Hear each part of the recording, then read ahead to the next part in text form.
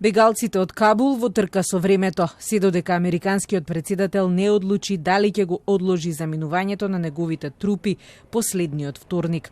Ако американската војска почне да се пакува, француските и британските сојузници ќе мора да ги следат, а без Соединетите држави мали се шансите до 31 август да се евакуираат сите кои чекаат на аеродромот во Кабул.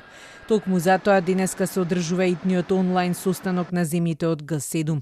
Франција, Велика Британија, Канада притискаат американскиот претседател Бајден да се согласи да ги остави војниците уште некој ден. Но сојузниците добија предупредување од талибанците. 31 август не е само крајниот рок, туку и црвената линија, во спротивно ќе има последици. Во обид да го омекнат ставот, директорот на ЦИА се состанал со лидерот на талибанците, пишува Вашингтон Пост, повикувајќи се на анонимни извори. Наводно е можно да се продолжи рокот, но од ЦИА за Вашингтон Пост одбиваат да дадат каков било коментар. Но дека се зависи од согласноста на талибанците, потврдуваат и советниците на Бајден.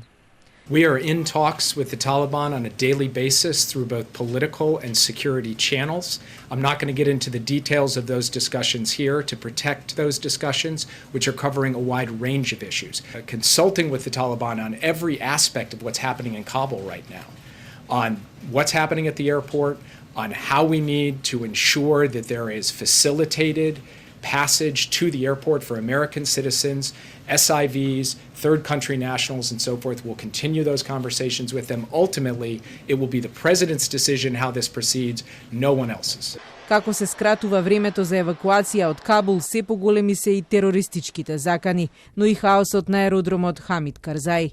Обединетите нации јавија дека талибанците веќе почнале со екзекуции на неистомислениците.